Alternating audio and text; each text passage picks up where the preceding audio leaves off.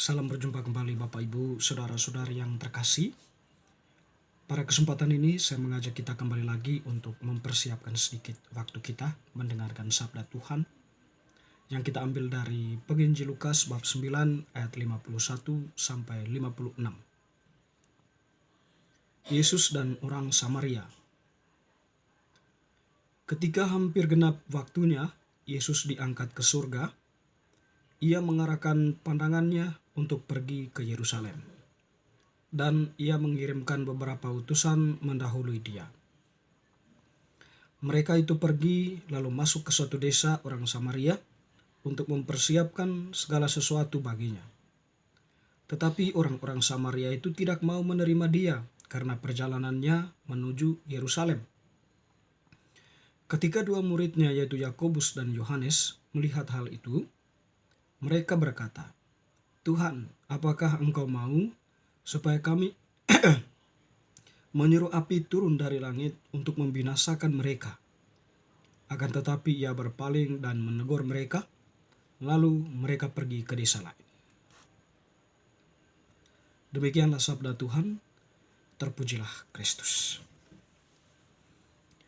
Teman-teman sekalian, Bapak Ibu, saudara-saudari yang terkasih, Penginjil Lukas yang kita dengarkan tadi menampilkan kepada kita sebuah kisah yang berbicara tentang Yesus dan orang Samaria. Jadi konteks dari atau yang menjadi pokok pembicaraan di sini adalah berkaitan dengan Yesus yang sudah atau menyampaikan kepada para muridnya atau suatu peristiva hampir genap waktunya diangkat ke surga. Jadi Yesus mengarahkan pandangannya ke Yerusalem. Atau Yesus itu mau pergi ke Yerusalem. Lalu dengan demikian dia mengutus utusannya atau para muridnya untuk mendahului dia. Tetapi jalan menuju ke Yerusalem itu mereka masuk ke dalam atau masuk ke satu desa orang Samaria. Nah, mengetahui orang-orang Samaria itu ketika mengetahui bahwa Yesus mau pergi ke Yerusalem, orang Samaria itu pun ya tidak mau menerima dia karena perjalanannya tadi menuju Yerusalem. Nah, Bapak Ibu saudara-saudari, di sini mengapa orang Samaria itu tidak menerima mereka ya? Karena suatu tujuan mereka yaitu pergi ke Yerusalem. Mungkin saja ya alasan antara orang Samaria dengan orang Yerusalem atau sekitarnya itu ya tidak mempunyai suatu relasi yang bagus, meskipun mereka ya sama-sama keturunan Abraham, tapi karena ada satu dua hal atau peristiwa-peristiwa yang dianggap menyimpang dari nilai-nilai yang diwariskan nenek moyang mereka, maka orang Samaria itu dianggap sebagai ya orang Yahudi yang tidak asli, atau mereka keyahudian mereka itu sudah tercemar atau terintervensi dengan pengaruh-pengaruh dari luar, sehingga terjadi percecokan. Tapi orang Yahudi yang ada di Yerusalem menganggap diri mereka sebagai orang-orang yang asli ya, atau Yahudi mereka itu ya masih asli. Oleh karena itu terjadi sebuah perbedaan ya antara kedua daerah itu atau kedua wilayah tersebut ya. Namun yang menarik kemudian dua orang murid Yesus yaitu Yakobus dan Yohanes, ketika mereka mendengar penolakan dari orang-orang Samaria, ya mereka turut emosi di situ ya. Jadi mereka meminta Yesus dengan mengatakan, "Tuhan, apakah Engkau mau supaya kami membinasakan mereka?" Nah, di situ. Jadi solusi yang diangkat oleh para murid, secara khusus Yakobus dan Yohanes di sini, membinasakan orang-orang Samaria. Tentu juga ya, mungkin karena mereka adalah orang Yahudi, rasa kurang bersahabat itu juga masih terasa di sana. Apalagi mungkin bagi para murid Yakobus dan Yohanes itu, Yesus itu adalah ya orang yang sangat dihormati ketika mereka menerima atau mendengar penolakan seperti itu, apalagi dari orang Samaria. Ya mungkin ya karena itu mereka merasa marah ya, lalu menyampaikan ancaman seperti itu.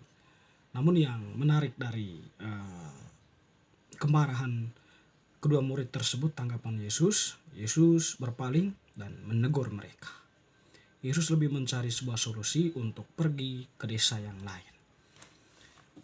Bapak Ibu saudara-saudari yang terkasih, ya terkadang dalam kehidupan kita ini ya, ada sebuah fenomena, terjadi perbedaan pendapat atau terjadi perbedaan pandangan yang membuat terjadinya perpecahan dalam keluarga misalnya. Mungkin karena perbedaan pendapat, perbedaan cara pandang ya, sehingga keluarga yang awalnya utuh lalu kemudian terpecah. Yang satunya larinya ke A, yang satunya larinya ke B, demi mempertahankan gengsi. Jadi mereka atau karena keegoisan mereka mengorbankan suatu nilai yang paling penting di situ, yaitu relasi kekeluargaan itu dikorbankan, lalu mengambil ego masing-masing atau mengambil posisi masing-masing. Yang sebelah sini menganggap yang ini salah atau orang yang tidak taat pada aturan keluarga atau nilai keluarga. Tapi orang-orang sini mungkin mereka punya pemahaman, pemikiran tersendiri. Ya, makanya menolak mungkin sesuatu yang dianggap kaku di sini ya, sehingga terjadi sebuah pemisahan. Nah, tidak hanya terjadi sebuah pemisahan, bahkan permusuhan di antara mereka pun tampak ada di sana. Ya, tentu di sini kalau kita melihat keegoisan manusia ya, keegoisan atau gengsi itu mempunyai pengaruh yang kuat untuk mengorbankan sesuatu yang sangat bernilai. Terkadang gengsi dan ambisi itu ada dalam diri kita masing-masing, sehingga terkadang kita kurang menghargai orang lain. Kita menganggap orang lain itu seperti ini, seperti itu, dan menganggap diri kita ya kita yang paling baik, kita yang paling sempurna. Tentu dalam hal itu ya kita tidak merefleksikan diri bahwa kita ini juga adalah manusia yang tidak sempurna. Nah, itu kan setiap manusia itu kan tidak sempurna. Jadi dengan demikian, kalau orang yang merefleksikan diri, dia akan mengenal dirinya dan juga tentunya akan mampu mengenal orang lain, sehingga dia bisa menerima orang lain itu apa adanya. Dan dengan demikian ya refleksi itu ya mampu menepis sikap ego atau gengsi yang berlebihan dalam diri. Seorang filsuf mengatakan, diri yang tidak direfleksikan adalah diri yang mati, yang tidak perlu dihidupi. Karena apa? Dia tidak akan pernah menemukan diri yang sesungguhnya. Dia terjebak di dalam terjebak dalam kemewahan pikirannya, kemewahan pandangannya, yang tentunya itu semua lahir dari otaknya. Ya, sehingga dia tidak bisa kembali ke dalam dirinya yang sesungguhnya. Lalu kemudian orang-orang seperti itu biasanya terjebak di dalam pemikiran subjektif. Aku yang benar, yang lain salah. Ya. Lalu teman-teman saudara-saudari yang terkasih, bisa jadi juga ya diri kita ini hadir di tengah kehidupan bersama, kehidupan sosial ya. Ya mungkin karena perbedaan pilihan politik, perbedaan pilihan pilihan publik gitu ya. Ya kita menganggap perbedaan pilihan itu ya sebagai sesuatu yang memecah atau sebagai sesuatu yang alasan kuat untuk tidak perlu lagi berelasi dengan mereka. Sekarang fenomena-fenomena itu ya terjadi dalam kehidupan itu, sebagai kehidupan kita ini, sebagaimana dikisahkan tadi dalam Injil. Seorang filsuf juga mengatakan, dia mengatakan begini, wajah itu bagi dia adalah kehadiran nilai kemanusiaan. Ketika kita berhadapan dengan yang lain, kita berhadapan dengan nilai kemanusiaan itu.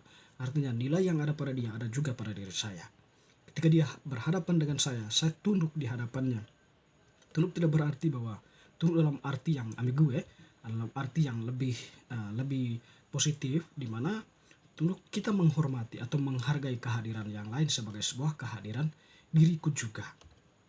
Pesan yang mungkin yang perlu kita petik dari bacaan ini adalah rendah hati dan juga berani untuk mengakui kesalahan, berani untuk mengatakan apa yang sebenarnya. Semoga. Amin.